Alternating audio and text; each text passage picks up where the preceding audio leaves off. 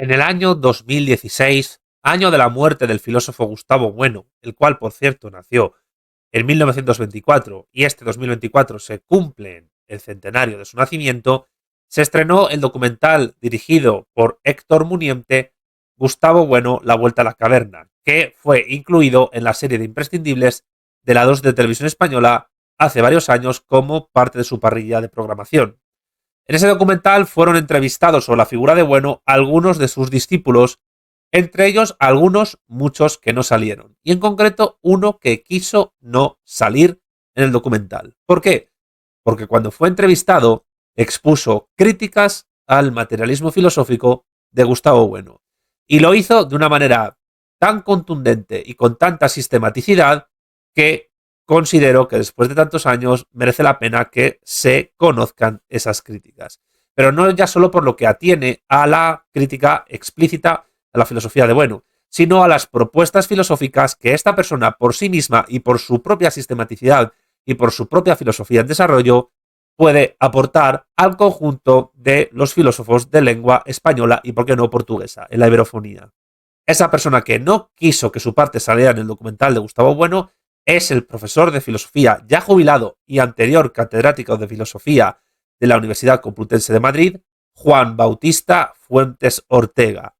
Con algunas cosas que Juan Bautista presenta en este vídeo, que por fin, y después de que él me diera permiso para ello, sale a la luz después de casi 8 o 9 años desde que se grabó y que solo unos pocos han podido ver de una manera completamente casi clandestina, en esta exposición no estoy yo de acuerdo con todas las cosas que expone Juan Bautista.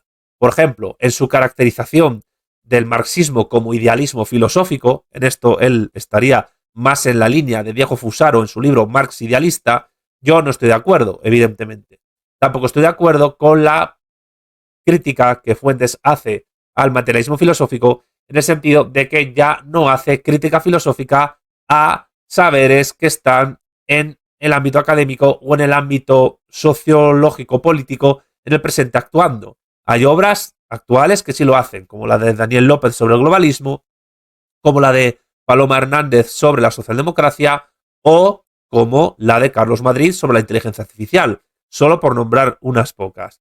Pero aún así, y después insisto en que el propio Juan Bautista me haya dado permiso expreso para poder dar a la luz esta parte de aquel documental de Héctor Muniente, esta parte que Juan Bautista no quiso que saliera a la luz, aquí os la ofrezco. Es decir, en exclusiva en mi canal de YouTube, la crítica de Juan Bautista Fuentes Ortega al materialismo filosófico de Gustavo Bueno y, por supuesto, también la exposición de Juan Bautista Fuentes Ortega de lo que supone la filosofía en la tradición española, su relación con la universidad, con la academia formal, con la literatura en español y la comparación entre la filosofía española con la filosofía alemana. La verdad es que es una de esas intervenciones que hay que ver varias veces porque merece mucho la pena por la cantidad de ideas que uno puede sacar de esta magnífica intervención de Juan Bautista. Pero hagamos una pequeña reseña biográfica de Juan Bautista Fuentes Ortega. ¿Quién es y por qué es tan importante en la filosofía española su persona? Lo voy a explicar a continuación. Juan Bautista Fuentes Ortega nació en el año 1955. Fue profesor de la Facultad de Filosofía de la Universidad Complutense de Madrid, en concreto en el Departamento de Lógica y Filosofía Teórica. Se ha especializado en filosofía e historia de las ciencias biológicas, comportamentales y humanas, también en epistemología, en antropología filosófica, materia de la cual sabe bastante y sus alumnos tienen un gran recuerdo de su persona por ello. Es un experto en la antropogénesis o el proceso de hominización de la evolución de la especie humana, de la relación cuerpo-alma-espíritu, de la filosofía de la acción y de la cultura. Es un experto también en el problema de la historia universal, en la antropología de los conocimientos y en la metafilosofía. En sus últimos años, sus líneas de investigación han tenido que ver con la idea biológico trascendental de la tercera posición e idea de la comunidad universal histórica. También sobre la crítica antropológica de la modernidad, sobre la crítica antropológica de la actual sociedad desarrollada, sobre la antropología de la técnica y de la actual sociedad del conocimiento, la información y la comunicación, y sobre la razón histórico-vital y la crisis del hombre occidental contemporáneo. Sobre la razón histórico-vital, en este vídeo habla bastante, por cierto. Se licenció en Filosofía y Letras con la especialidad de Filosofía en el año 1977 y se doctoró en Filosofía el 6 de julio de 1985 con una tesis dirigida por José Luis Pinillos que se titula El problema de la construcción científica en psicología, un análisis epistemológico del campo de la psicología científica. Fuentes ha publicado numerosos artículos y ha impartido un montón de seminarios, ha participado en muchísimos congresos. Tiene horas docentes para aburrir, pero Fuentes no aburre nunca, eso ya os lo garantizo. Y ha elaborado mucho material docente. Por ejemplo, en capítulos de libros, entre los artículos que más destacan de la producción científica, o mejor dicho, filosófica de Fuentes, destacaría el papel de la filosofía en el conjunto de la cultura, la relación del saber filosófico con los saberes científicos y con el resto de la cultura, publicado en Cuadernos de Materiales en el año 2001, o más recientemente, en la revista Parerga, una nota sobre el significado del surgimiento de la antropología filosófica en relación con la crisis antropológica contemporánea de la civilización occidental. Fuentes además ha dirigido varias tesis doctorales, entre las cuales yo destacaría Examen de la crítica de Karl Polanyi a la totalización económica de la vida humana, de mi querido amigo Jorge Polo Blanco. Fuentes además es el autor de un libro que yo me leí en su día que es bastante interesante, La impostura freudiana, una mirada antropológica crítica sobre el psicoanálisis freudiano como institución, publicado por la editorial Encuentro en el año 2009. Así que si tuviera que ponerme a hablar del pedazo de currículum que tiene Juan Bautista Fuentes Ortega, no pararía. Así que lo mejor es que veáis ya el vídeo. Insisto, un vídeo fundamental que ofrezco en exclusiva en mi canal con el permiso expreso del propio Juan Bautista. Esto es lo que no fue incluido por decisión del propio Fuentes en el documental sobre Gustavo Bueno, y esto es lo que él habla sobre un montón de cosas. Bueno, filosofía alemana, literatura española, historia de España, historia de Europa, historia de América, etc. Psicología también. Vamos allá.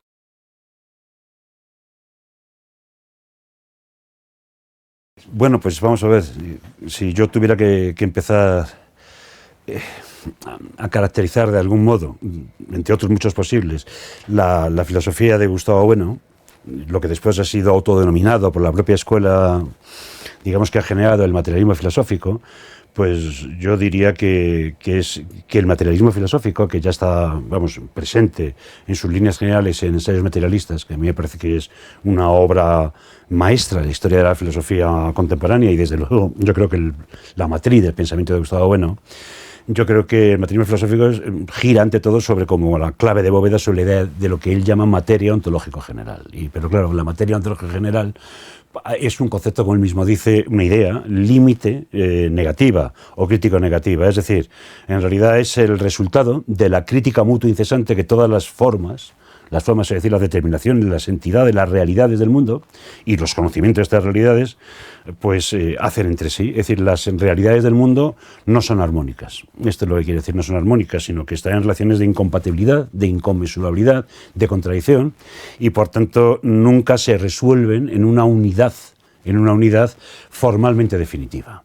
Y entonces la idea de materia ontológica general es la autoconsciencia que la filosofía, según Gustavo Bueno, adquiere en el momento en el que él mismo está escribiendo, de que todas las formas no pueden resolverse en una forma única, en un acto puro, sino que están en un proceso ilimitado, infinito, negativamente infinito, de construcción y destrucción. Y entonces, claro, esto es lo que le da su característica fundamental y su poder, su potencia a la filosofía de Gustavo Bueno, porque es una filosofía de verdad, efectivamente crítica, con eficacia crítica. ¿Crítica de qué? De las metafísicas, en el sentido de metafísica de un Comte o de un Marx, es decir, de las hipóstasis, de las reificaciones, sustancializaciones, es decir, de cualquier concepción de la pluralidad de las realidades en cada momento, del proceso mismo histórico de esas realidades, que tienda a reducir todas ellas a alguna o algún grupo de ellas, lo que él llamará formalismos de diversos tipos. Entonces, el materialismo es la crítica que mediante la idea misma de materia como idea crítica negativa, límite, se tiene de cualquier reducción de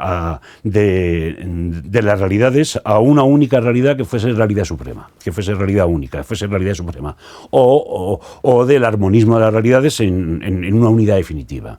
Claro, esto le da mucha fuerza porque precisamente lo que permite es hacer una crítica de las metafísicas vigentes, no solamente a lo largo de la historia de la filosofía, sino de las metafísicas vigentes, vamos a decirlo, en el entorno, en el ambiente filosófico en el que surge el materialismo filosófico. Entonces el materialismo filosófico surge, yo lo veo ante todo como crítica de las hipóstasis metafísicas, es decir, como crítica de cualquier concepción de la realidad del mundo, de las realidades, que la reduzca a una realidad única, suprema o armónica. Y claro que se puede reducir de muy diversas maneras. No podemos entrar en un documental como este, ¿no? Él ya habló de realismo primario, secundario, terciario, según se redujera a cada uno de los géneros de materialidad, pues al mundo físico, al mundo ideal, al mundo subjetivo, luego de materialismo, de formalismos de otro tipo. En todo caso, la potencia de la idea de materia, yo creo que está justamente en su metodología dialéctico, crítica y pluralista, es decir, negativamente infinita. Y esto permite, como digo, la crítica de toda posible hipóstasis metafísica. Hipóstasis metafísica que está continuamente generando la realidad. Es decir, la propia realidad histórica y las propias realidades están continuamente generando autoconcepciones hipostatizadas. Y entonces el materialismo filosófico tiene importancia, la tiene en cuanto que crítica de las hipóstasis con las que, por decirlo así, las realidades se piensan a sí mismas, ¿verdad? O las ideas que genera el propio proceso histórico acerca de sí mismo como ideas hipostatizadas. Esto yo creo que es la clave, y esto es lo que yo creo que a la obra de Bueno le da una potencia enorme, ¿no? En cierto modo inusitada. Ahora bien, y este es el segundo punto que os quiero comentar, ¿no? Me parece que aquí, en esta potencia, también está, por decirlo así, el principio de su posible paradoja. Y acaso al final de su posible aporía, razón por la cual, digamos, yo me he ido separando, distanciando de su filosofía, digamos, en la medida en que he ido tomando conciencia de esta aporía. Me refiero a lo siguiente. Claro, como el materialismo filosófico, ante todo, es crítica del presente, en el sentido de crítica de las hipóstasis metafísicas generadas, por tanto es la filosofía que se concibe a sí misma como la culminación de la historia de la filosofía en cuanto que crítica de toda filosofía metafísica. Pero entonces necesita por eso de la presencia de filosofías metafísicas en torno a ella, de las que realimentarse. Es decir, el materialismo filosófico necesita alimentarse de las propias metafísicas de las que critica. Porque sin esa fuente de realimentación, el materialismo filosófico, por decirlo así, se angosta, se vacía. Por tanto, necesita, para seguir ejercitando su propio poder crítico, de autoconcepciones metafísicas de la realidad. Y por tanto necesita de moverse en medias de las realidades, y por tanto de las ideas filosóficas metafísicas sobre las realidades. Es decir, que el materialismo filosófico, si no sigue funcionando entre medias de filosofías metafísicas, pierde su propio sentido crítico de las metafísicas. Esto es lo que a mí me empezó a separar hace ya 20 años de Bueno en el siguiente sentido. ¿Por qué? Pues claro, por lo siguiente, porque lo que el materialismo filosófico no puede es, por decirlo así, encerrarse al margen de los productos metafísicos que se generen en torno suyo. No puede aislarse de ellos, porque tienen que seguirse produciendo como para que tenga sentido su propio curso.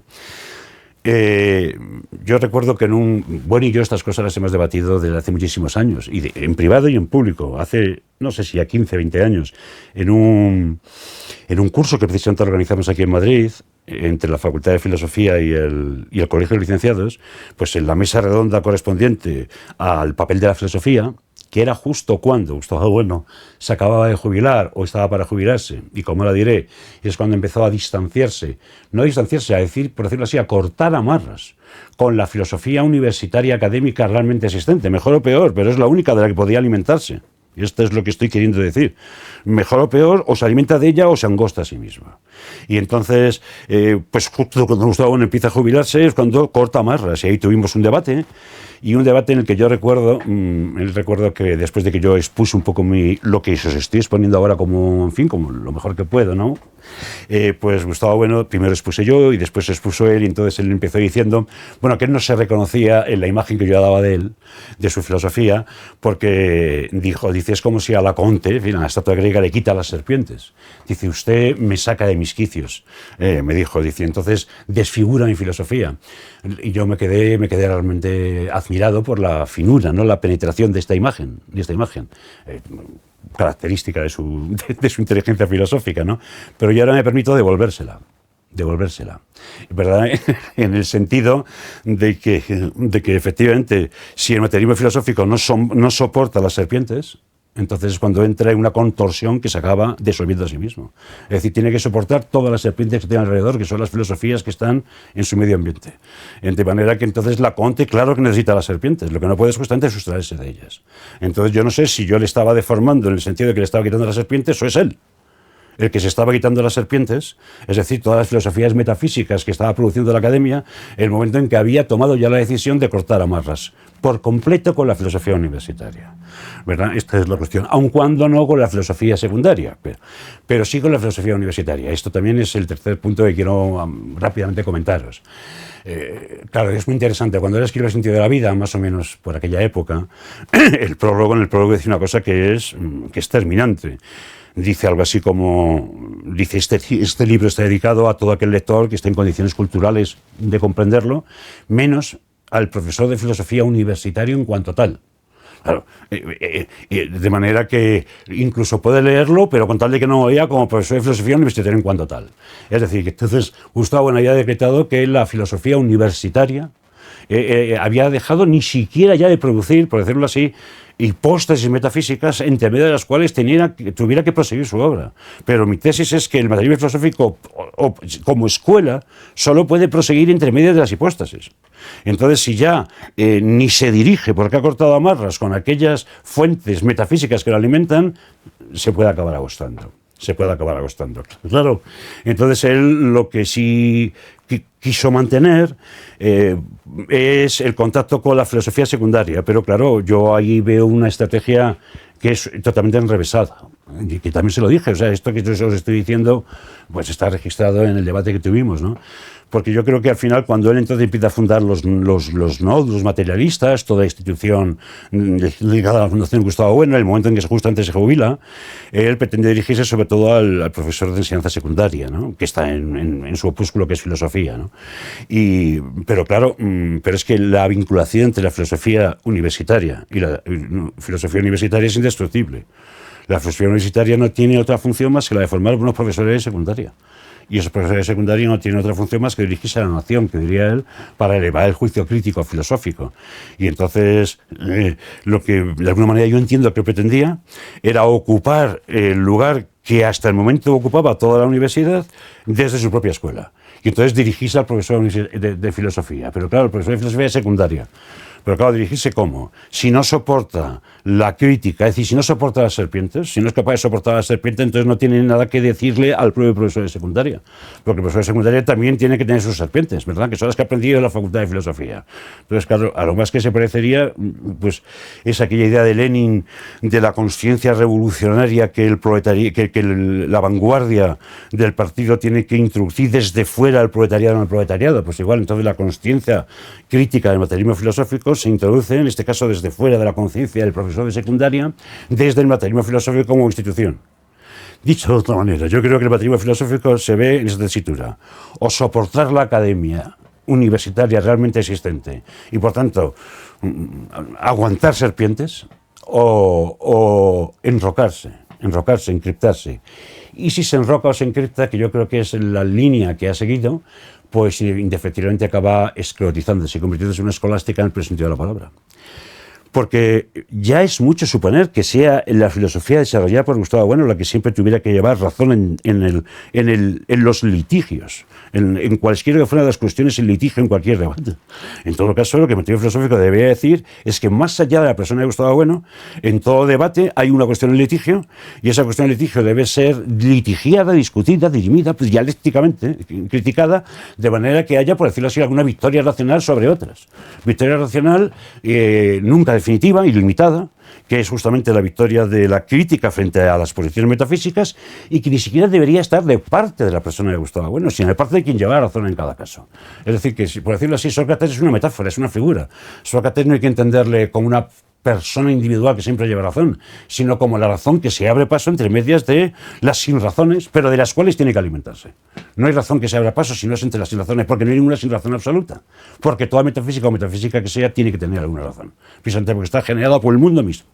Que por decirlo así, que igual que es imposible una razón definitiva y última, es imposible una sin razón última y definitiva. Y entonces, claro, yo creo que ahí la personalidad de Gustavo Bueno y la gente que le ha ido acompañando, yo ahí es cuando me empiezo a separar de él, pues han ido enrocándose en una escolástica cada vez más, en el peor sentido de la palabra, más esclerotizada, más cerrada sobre sí misma, que en todo caso lo que hace es propaganda de sí misma, pero que no se enfrenta a las serpientes. Es decir, las serpientes se las han quitado ellos solos. Entonces, un poco como yo le devolvería la imagen, yo le devolvería a aquello que me dijo, bueno, él se ha quitado las serpientes, y serpientes, entonces se va a contorsionar demasiado. Ahora bien, y este es el siguiente punto que os quiero comentar. No dejaba de llevar muchísima razón Gustavo Bueno cuando más o menos en torno a su jubilación. Y esto tampoco hay que verlo en un sentido sociopsicológico, reduccionista, ¿no? En un sentido facilón, decir, hombre, es cuando se jubila, cuando... Bueno, también cuando se jubila es cuando tiene ocasión de comprobar a lo largo de toda una vida lo difícil que ha sido hacer valer su crítica entre medias del mundo académico existente. Y también es el momento en el que él tiene todo el derecho a pensarse que es el momento de cambiar de rumbo. O sea, que yo no estoy diciendo la crítica fácil, hombre, cuando se jubila es cuando rompe amarras. No, yo creo que rompe amarras por algo más profundo. Porque la filosofía académica, universitaria y secundaria, realmente existente, desde por lo menos la transición en adelante, era una filosofía crecientemente empobrecida, depauperizada. Esto yo no tengo la menor duda de ello, porque me permito decir humildemente que yo también lo he ido viviendo, claro, porque llevo 40 años en el juego este. O sea que también he ido viviendo la depauperación, hasta el punto de que en efecto que ya ni se diría que ni son verdaderas metafísicas, sino que son, como Gustavo Bueno ha dicho, pues en el mejor de los casos son doxografías, son técnicos en doxografía, técnicos en la exégesis de textos. Y en el peor de los casos son mareadores de palabras, ¿verdad? Y entonces, efectivamente, claro, la cosa es muy seria, porque la filosofía ambiente al materialismo filosófico ha sido una filosofía crecientemente depauperada. Me voy a limitar a poner un ejemplo. Y en ese sentido, lo que quiero decir es que yo soy tan crítico como Bueno, por lo menos, a lo mejor todavía más, es lo que al final os voy a comentar, de la filosofía medioambiental realmente existente, la filosofía universitaria. Yo soy tan crítico, voy a poner un ejemplo, porque claro, comprendo que no se puede dar una clase, ¿no? Pues en el contexto de un documental. A raíz de la reforma de los planes de estudio emanada de Bolonia, el Espacio Europeo de Educación Superior, pues bueno, en realidad, más allá de los 4 lugares comunes más o menos progresista indeterminados, de que esto es una cosa muy mala porque es capitalismo, porque es mercado, bueno, que son conceptos genéricos indeterminados, que no dicen absolutamente nada, porque bueno, pues capitalismo se había en el siglo XIII, ¿verdad? Y mercado, pues desde que hubo excedentes de producción, o sea que no dicen nada, y ahí demuestran efectivamente que es que ni siquiera piensan con envergadura filosófica. Pues se ve que no tienen apenas nada que decir o no tienen nada que pensar, cuando sin embargo se tragan sin rechistar, pues ¿qué voy a decir? Por ejemplo, y precisamente este ejemplo quería poner, cuando se tragan sin rechistar el mito de las clases prácticas en filosofía. Las clases prácticas en filosofía. Es decir, que son muy contrarios a Bolonia porque son contrarios al capitalismo y al mercantilismo y a no sé qué lugares comunes absolutamente generales, indiferenciados e insustanciales, que no analizan cómo está funcionando la Universidad de Bolonia. Por ejemplo, que se tragan que existe una cosa que puede ser clase práctica en filosofía. La clase práctica tiene sentido en el contexto de las ciencias estrictas, física, química, matemáticas, geología, biología, como demostraciones de laboratorio, como demostraciones de campo, por el carácter particular y experimental de las ciencias, donde puede haber ejemplares en el sentido guniano, que pueden ser y que deben ser aprendidos en el laboratorio, y donde están embutidas o incorporadas las teorías. Pero en la filosofía, por su carácter totalizador universal y de segundo grado, no hay posibilidad de que haya clases prácticas de ningún tipo.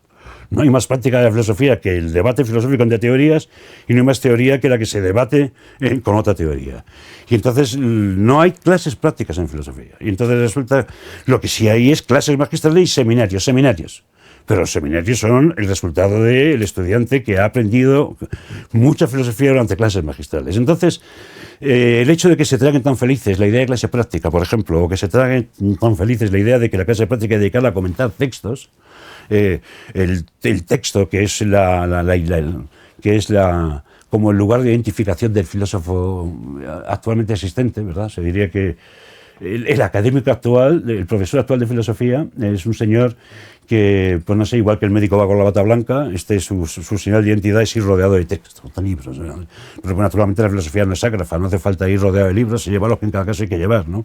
Incluso la palabra texto es una pedantería, ¿no? ¿Por qué no escritos en vez de textos? Texto es el resultado de la técnica historiográfica y filológica de pulir un escrito, someterle una serie de criterios de edición, de contrastación con otros textos, de momento en el que fue escrito una parte u otra parte, de las diversas ediciones. Entonces el texto es un concepto filológico. Entonces esta gente se dedica solamente a reducir la filosofía al comentario de texto y a decir que las clases prácticas son estupendas porque es donde el estudiante puede aprender a leer textos. Pero la filosofía no solo son textos, está entre medias del mundo, son escritos. Se puede y se debe utilizar técnicas filológicas para hacer filosofía, pero no se puede reducir la filosofía a filología. Esto en el mejor de los casos. En el mejor de los casos, los profesores que quedan son filólogos. En el peor de los casos son mareapalabras. Entonces se comprende que, claro, la filosofía está en un estado, yo diría que está en la UBI con pronóstico muy grave. Y en la mayor parte de los casos ni siquiera está en la UBI. Es un muerto insepulto que hiede. Y claro, en medio, esa es la realidad. Claro, en medio de esa realidad, ¿qué opción le quedaba a Gustavo Bueno? Que en efecto había hecho una filosofía que, sin ningún género de dudas, estaba no ya un peldaño por encima del resto de las filosofías realmente existentes en el país, sino a otra escala. No es que estuviera en un peldaño dentro de la misma escalera, es que estaba a otra escala. Eso no se puede negar. Entonces, ¿qué opción le quedaba? Pues ahí está. O seguir soportando lo que hubiera en la academia para seguir prosiguiendo.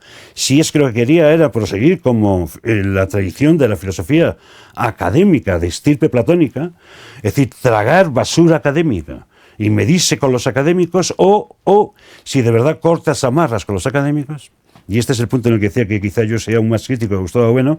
Yo, según pasan los años, cada vez tiendo más a cortar amarras, diferente con los académicos, pero si cortas amarras con la filosofía académica, porque ya no merece la pena ni siquiera como objeto de crítica, porque se ha convertido, pues claro, cuando se convierte en el mejor de los casos en pura doxografía, se produce una ceguera respecto a la realidad terrible. Una ceguera respecto a la realidad donde ni siquiera se pueden decir que haya sin razones. Es que hay sencillamente ceguera, es que simplemente repetición puramente pedante de textos, o exégesis de textos, que ni siquiera reproducen, por decirlo así, metafísicamente la realidad circundante. Claro, entonces, ¿qué te queda? Pues te queda una cosa que, claro, yo comprendo que Gustavo Bueno no pudiera aceptar. Te queda asumir la soledad.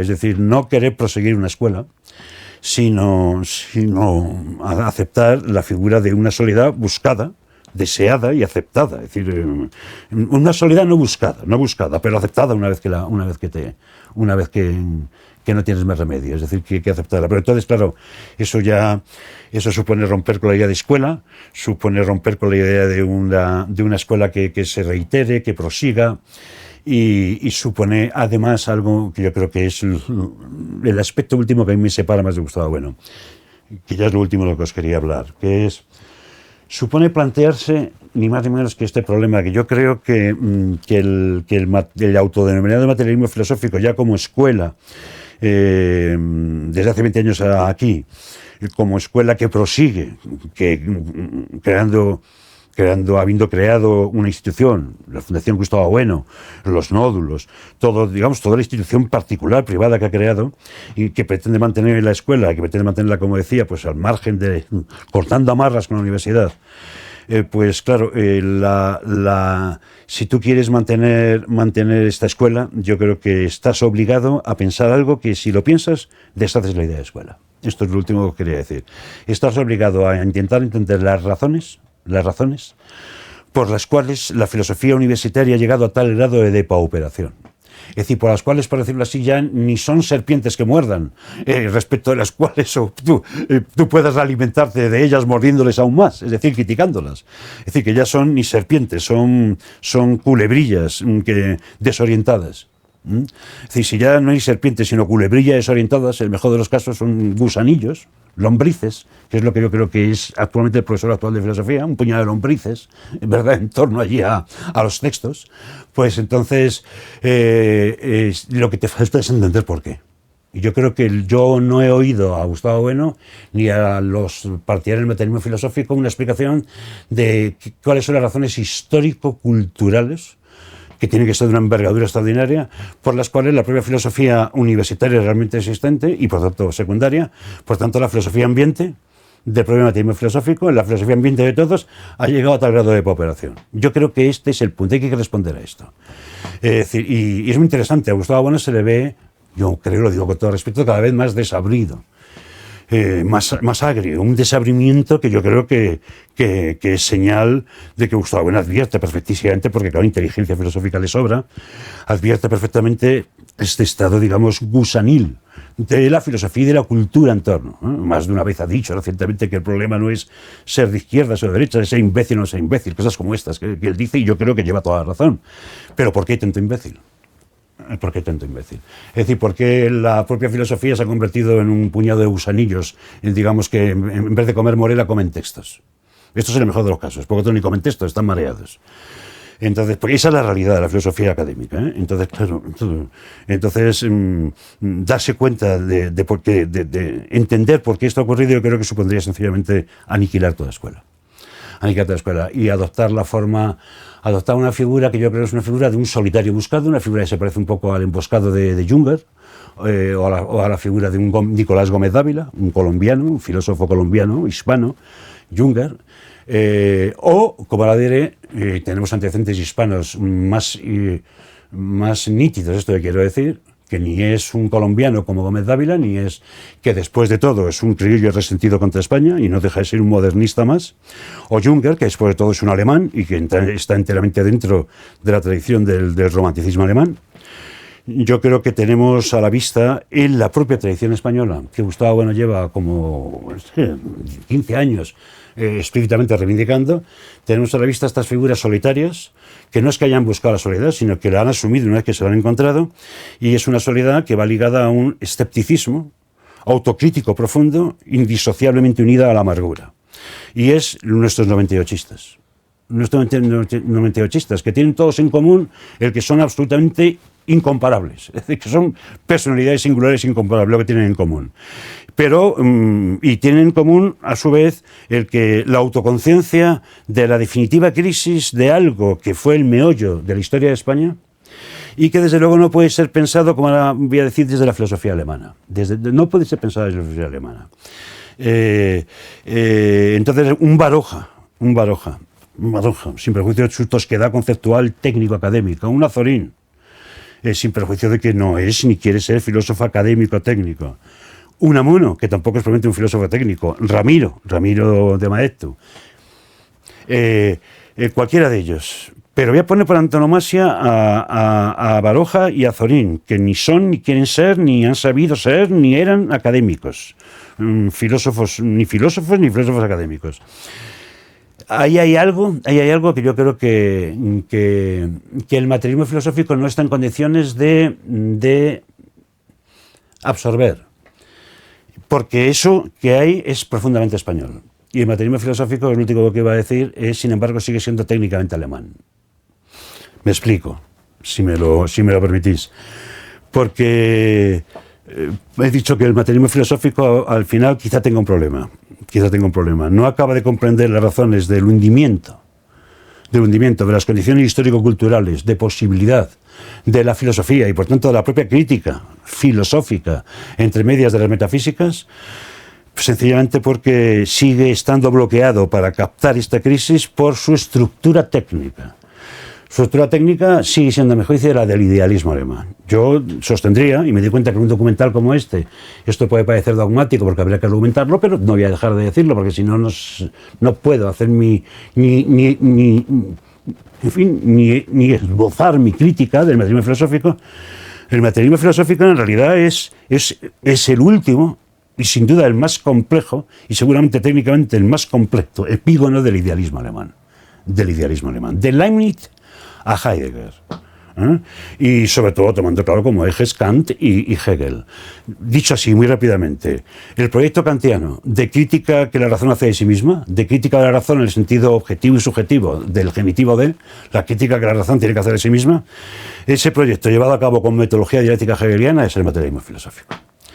Y entonces, claro, cuando la crítica a la razón se quiere sostener, la crítica a la razón a sí misma se quiere sostener y por tanto no clausurarse definitivamente ninguna unidad definitiva, pero a la vez se quiere sostener con la metodología hegeliana y dialéctica y además en el contexto en el que Bueno hace su filosofía, en el contexto en el que la filosofía va ligada al estatalismo, pues entonces naturalmente lo que sale seguramente el materialismo filosófico, y esa es su potencia, sea el último, el más completo, el más complejo y el más potente de los epígonos del idealismo alemán. Pero ese es su límite. Es, por decirlo así, un neocripto kantismo, un neocripto hegelianismo. Es un neokantiano críptico, un neohegeliano críptico. Y claro, el problema es que es muy difícil reivindicar a España desde Alemania. Porque a España hay que entenderle incluso su propia instrucción desde España. Y resulta que en eso Ortega, lo voy a mencionar solamente, le llevaba alguna ventaja a Gustavo Bueno. Porque si bien el Ortega joven está enteramente impregnado del formato filosófico neokantiano en el que estudia, y es un Ortega ingenuo que viene aquí a reformar la educación política del pueblo. Sin embargo, Ortega, según va transcurriendo su vida, al final va dándose cuenta, esta es mi tesis que os menciono meramente, que él no es más que otro epígono del 98. Inicialmente Ortega quería ser el vástago joven del 98 que se hiciese el maestro de todos los 98istas. Según la vida le va enseñando lo que va pasando en España y en el mundo y en Occidente, Ortega se va dando cuenta que llevaba mucho más razón los 98istas que él. ¿Pero por qué? Porque el matiz común de todos ellos es la razón histórica y vital. Y esto es lo que quería decir. El materialismo filosófico como epígono del idealismo alemán, como síntesis, como conjugación, sin duda, repito, la más completa, compleja e inteligente posible entre lo que tiene de crítico el idealismo trascendental kantiano y lo que pretende tener de real el idealismo real de Schelling y de Hegel. Si el materialismo filosófico es un materialismo lógico, es decir, es el idealismo real de Hegel, es el realismo de la lógica de Hegel o el logicismo de la realidad de Hegel, solo que en vez de clausurar definitivamente se mantiene la tensión kantiana de la crítica de la razón hacia sí mismo. Y entonces es puro y duro intelectualismo. Y eso le da su potencia, porque es, por decirlo así, el intelectualismo más potente en la autocrítica de toda la tradición intelectualista. Pero reproduce lo que a mi juicio ha sido siempre, por decirlo así, la falla fundamental, ¿verdad? Como decía Feuerbach, ¿no? Os acordaréis, la falla fundamental de todo el materialismo precedente en Marx, quiero decir, incluido el de Feuerbach, bueno, yo diría la falla fundamental de todo el idealismo alemán, de Leibniz a Heidegger, pero también le ha gustado Bueno, es no haber sido jamás capaz de casar, ensamblar, conjugar, vamos a decir en sus términos, vida con razón. Entonces el materialismo filosófico como materialismo lógico es parahistórico y desvitalizado. Pero el proyecto de la razón vital histórica de Ortega, como proyecto, no tiene nada que ver con Alemania. El proyecto se lo ha dado la tradición hispana.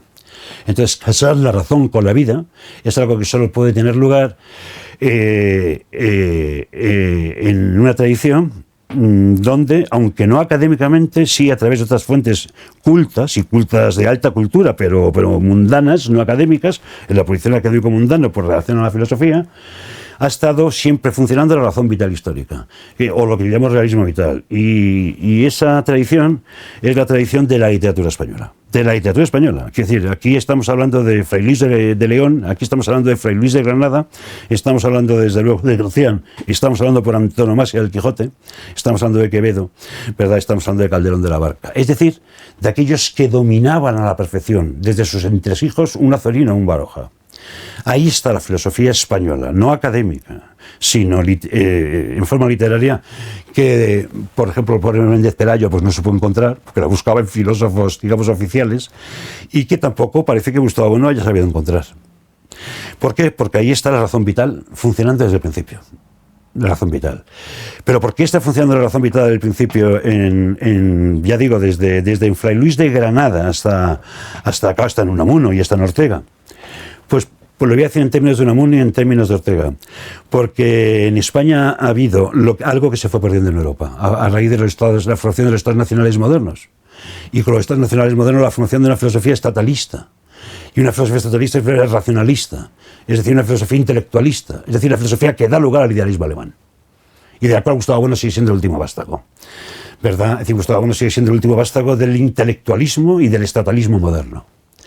Eso es lo que Unamuno llamó intrahistoria, el sustrato intrahistórico de la historia, y lo que Ortega, mucho más impregnado por Unamuno de lo que nos podemos creer, no hay más que leer el epistolario que mantuvieron cuando Ortega era joven, hasta el punto que Ortega se le da la vuelta a Unamuno, el sentido de que le exige que tenga una filosofía radicalmente vital, biológica, le dice. Y Ortega, en el epílogo y en el prólogo de la rebelión de las masas, la defensa que Ortega hace de Europa, propio europeísmo, Ortega lo que defensa es lo que llama la vieja convivencia entre los pueblos europeos. Pero claro, aunque Ortega es relativamente cobarde y no lo denota, no dice dónde está esa convivencia, sí dice que esa convivencia es sabido deshaciendo cómo se han formado los estados nacionales modernos, es decir, los estados. Y entonces resulta que la vieja convivencia de los pueblos europeos viene a ser el sustrato intrahistórico de los pueblos de España. Y por tanto, es decir, es lo que yo entiendo en términos de comunidad y de personalidad. Entonces, España ha sido a través de un proceso complejísimo de destrucción y de decadencia, debido a que lo ha tenido que sostener este proyecto entre medias de los estados nacionales modernos. España ha sido una verdadera comunidad de apoyo mutuo comunitario, convivencial, intrahistórico, a nivel universal, a escala universal. Y eso es lo que está reflejado en esta literatura, y además reflejado con la creciente conciencia de agonía que está desapareciendo, según se está enfrentando a los estados nacionales modernos. Y entonces resulta que, por decirlo así, a España solamente se la puede entender, incluida su destrucción, desde España. Y lo que al materialismo filosófico le falta para entender a España es ser un poco más español y menos alemán. Y esta sería mi crítica a la filosofía del materialismo filosófico. Es decir, y termino, si la institución que actualmente tiene organizada el materialismo filosófico, que claro, por supuesto se reconoce a sí misma, ya no hablan de filosofía de Gustavo Bueno, sino del materialismo filosófico como un trabajo colectivo, como una escuela. Pues si esta filosofía, si esta escuela, que quiere seguirlo siendo, y que yo creo que solamente podría seguir siendo como escuela si hubiera escuelas metafísicas entre las cuales funcionar, como he dicho, como no las hay, debería asumir que tiene que desaparecer como escuela, y que no más que cabe ser un epígono más del 98, pero cada cual con su propia personalidad, ¿verdad? Entonces, termino. Si Bueno, o su escuela, porque ellos dicen que son una escuela, yo prefiero seguir diciendo la filosofía de Gustavo Bueno, pero cualquiera que se considere adscrita a esta filosofía, no han acabado de nunca de dar cuentas del estado de pauperación de la filosofía universitaria y secundaria institucionalmente existente, realmente existente, es porque yo me atrevería a decir que han compartido con ellos más de lo que se creen. Porque después de todo, lo mejor de esa filosofía es doxografía de origen alemán. Entonces, lo menos malo de la filosofía con la que Gustavo Bueno ha cortado anclas es doxografía ligada a la tradición de la filosofía alemana. Claro, una doxografía que en la escuela histórica alemana se hace siempre en función de la defensa histórica de Alemania. Y que ahora mismo los doxógrafos ni siquiera saben que lo que están haciendo es doxografía que surgió en el contexto de la defensa que la propia nación alemana hacía de sí misma frente al resto de las naciones europeas a partir del siglo XIX. Ahora es mera doxografía, sin duda unas técnicas críticas, filológico-historiográficas, que son las que han dado lugar a todos los estudios históricos, filológicos, arqueológicos del siglo XIX y XX, técnicamente muy competentes, pero que en su origen están ligados a la escuela histórica alemana, de arranque en adelante, están ligados ni más ni menos que a la defensa de Alemania frente al resto de los países europeos, las naciones europeas no alemanas y sobre todo romanas. Ahora esa doxografía que se mantiene institucionalmente, que hay gente que la hace muy bien, se mantiene exenta, aislada, desconectada, claro, que no se van a poner a defender a Alemania. Y entonces resulta que lo único que no queda de doxografía, que sí queda de filosofía, entre medias de estos doxógrafos, no deja de ser el epígono más complejo, pero el epígono del idealismo alemán. Y entonces es el idealismo alemán más complejo, entre medias de pura doxografía aprendida de Alemania. Y entonces aquí, esto es lo que pasa.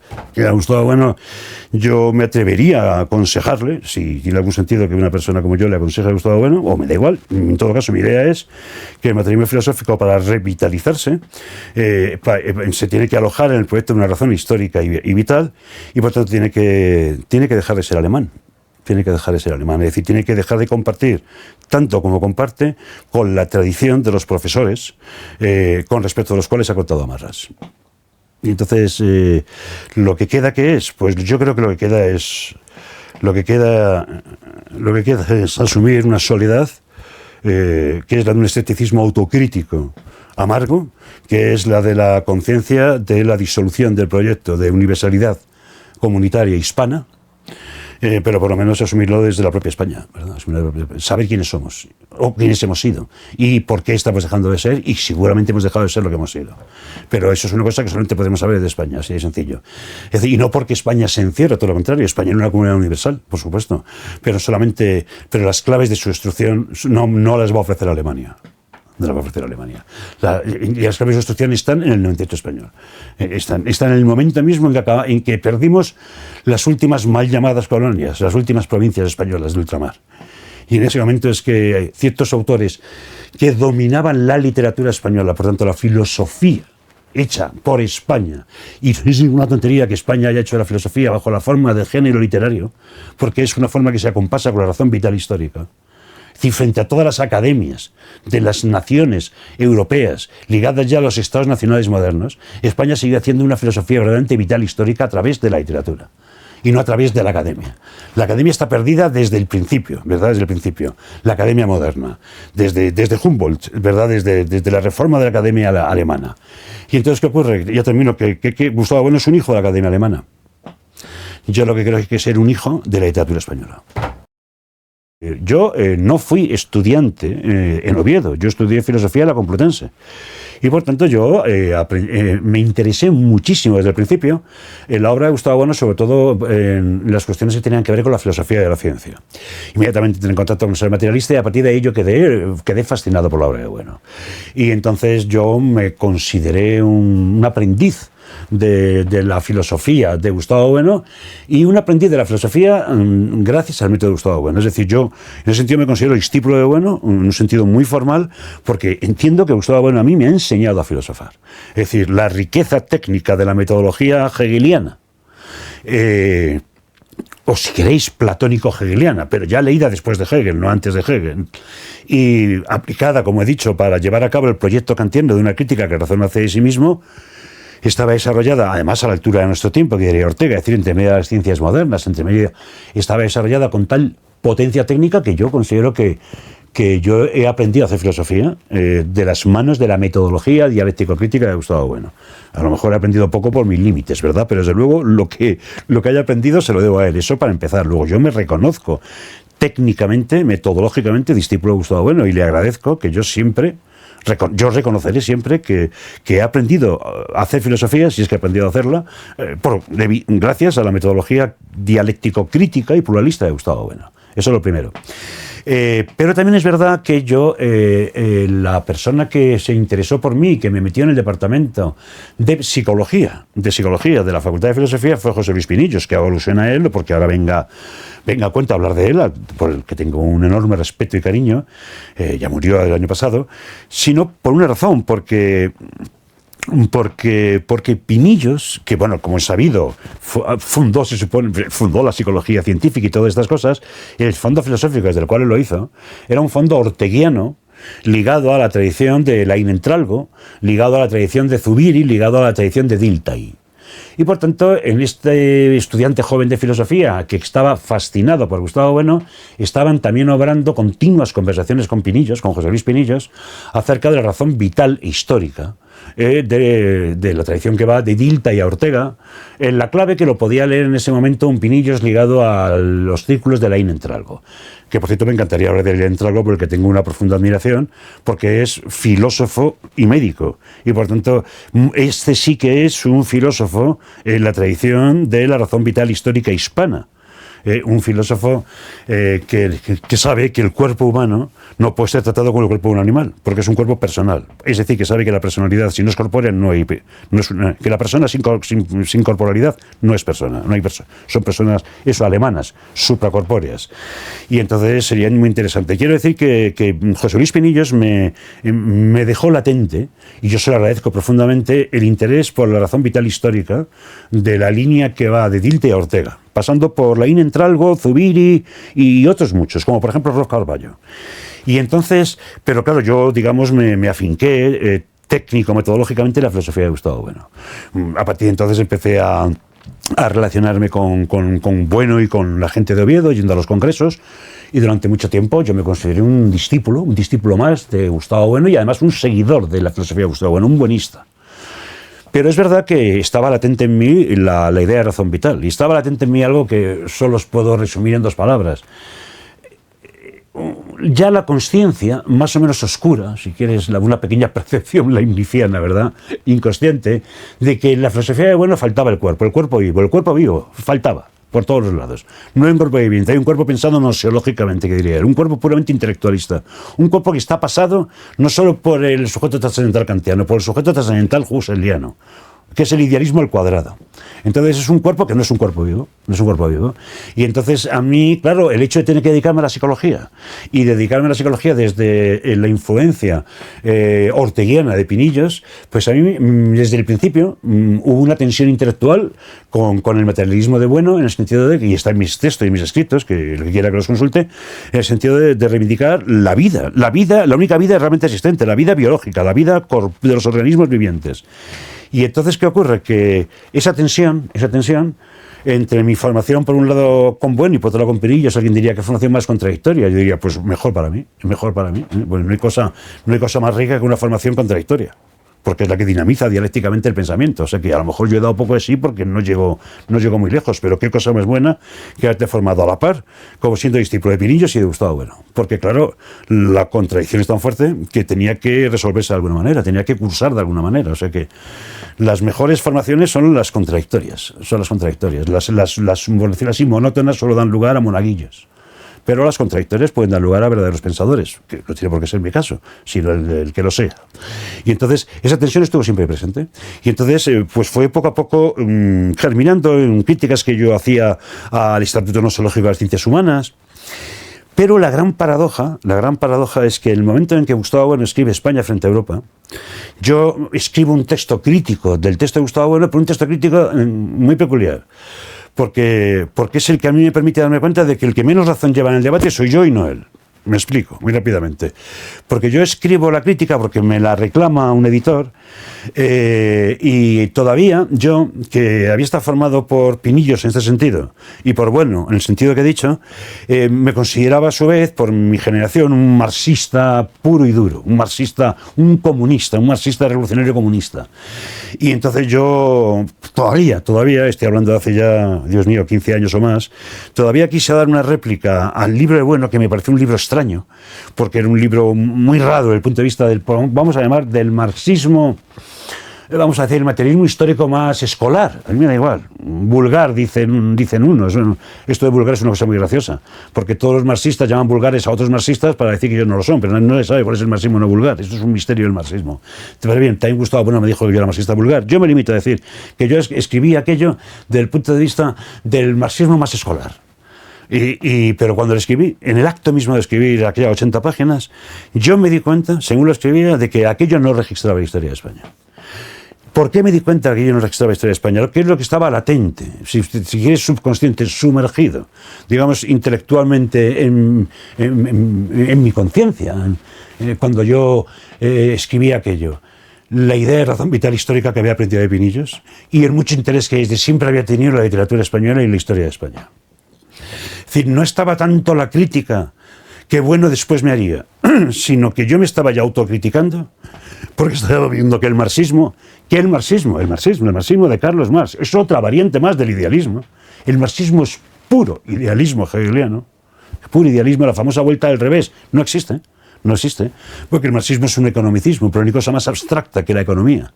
Y lo económico-técnico, no hay cosa más abstracta que lo económico-técnico. ¿Abstracta respecto de qué? De las comunidades realmente existentes. Por tanto, el idealismo hegeliano le viene como la guante al mano, como el guante a la mano al economicismo de Marx. Marx es un idealista más. Ahora lo pienso ahora. Lo que quiero decir es que entonces yo me daba cuenta que una interpretación materialista, histórica, escolar, marxista de España fallaba. Y en algún momento a alguien le he comentado que en el momento en que yo entrego el texto al editor, yo no estoy de acuerdo con el texto. Y sobre todo no estoy de acuerdo, yo hay una cosa que no puedo aceptar, interpretar desde el punto de vista del materialismo histórico a Don Quijote. Es decir, algo que ya en el propio texto se puede leer, que digo que Don Quijote es una generosidad ilimitada. Y una generosidad ilimitada que desde luego muere de melancolía de saberse vencido. Es decir, que el escepticismo del 28 está ya prefigurado enteramente en el último capítulo del Quijote y en la segunda parte. Es decir, rápidamente, no hay marxismo que explique Don Quijote.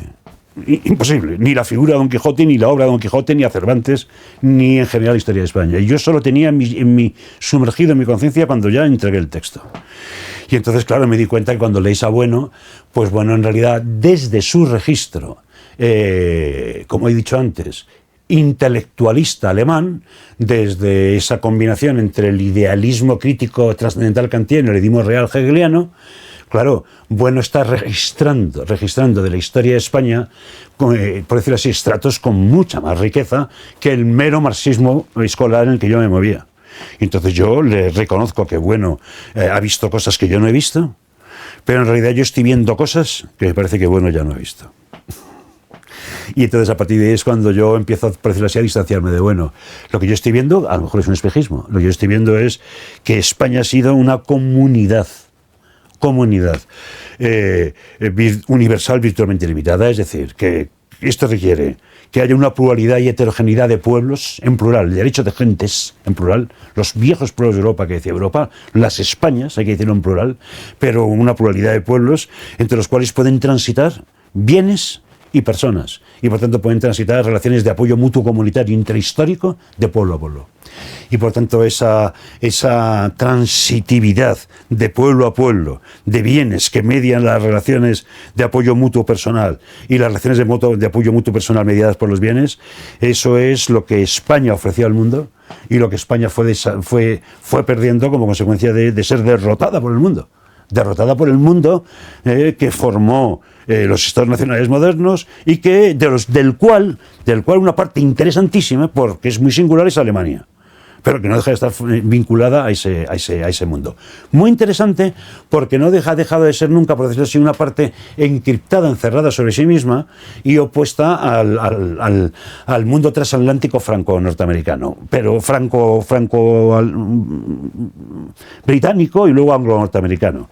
O sea que Alemania es punto y aparte, pero Alemania continúa la tradición de los estados nacionales modernos y además Alemania, puesto a decirlo todo, Alemania y Prusia, que es su raíz, su matriz, pues como Roma lo fue del Imperio Romano y Castilla lo es de las Españas, su matriz nunca ha estado cristianizada, ha estado semicristianizada. La gran batalla universal, a mi juicio, es la que se ha dado entre los pueblos germanos y los pueblos romanos. ¿Verdad? Entre Roma y Berlín, ¿verdad? Y entonces, claro, aquí el problema es, claro, porque Alemania ha tenido la capacidad para enfrentarse al capitalismo estatalista anglo-norteamericano y francés, pero desde una concepción a su vez no cristiana. Y entonces la verdadera cristiandad, es decir, la romanidad, la catolicidad, se ha dado frente a las potencias anglo-franco-norteamericanas y frente a las potencias alemanas. Y esa es la que ha quedado destruida por el camino. Y entonces, pues, esta es la conciencia que yo estoy tomando ahora y, por tanto, pues claro, a partir de determinado momento yo empiezo a darme cuenta que, hombre, que mucho mejor que Gustavo Bueno esté formado en Alemania, que estuviera formado en Francia o en Inglaterra, pero que Alemania es Alemania, ¿eh? Alemania es Alemania. Ya Ortega, aparentemente, pues al principio sí es muy progermano, porque es un ingenuo, pero luego según se va empapando de la tradición histórica real hispana, para empezar se empapa de la literatura del 98, desde el 98 va hacia atrás y lee la literatura española. Ortega tiene una posibilidad que yo creo Gustavo Bueno no tuvo, histórico-cultural. Antes de la Guerra Civil, las puertas estaban más francas para que los autores del 98 entroncaran con la tradición hispana. Después de la Guerra Civil y a resultas de la doctrina nacional catolicista de los vencedores, ese catolicismo es un catolicismo tan esclerotizado, es una doctrina tan vacía de sí mismo, es un catolicismo tan descayola que bloquea la conexión cultural que sin embargo tenía Franca Ortega con el 98, a través del 98, ya digo, con Félix de Granada. Y que Gustavo Bueno se forma después de la guerra, y después de la guerra española y después de la guerra mundial, y se forma con profesores pro-alemanes. Es la filosofía alemana. Es la filosofía alemana que después sería derrotada junto con Alemania, pero es la filosofía alemana. Y entonces Gustavo Bueno no tiene tan franca la apertura a la tradición hispana como la tiene Ortega. De tal manera que es Ortega el que puede acabar dándose cuenta de lo que llamó ya al final de su vida, en un prólogo que le puso al libro un historiador alemán, Johannes Haller, bueno, lo de menos es el libro.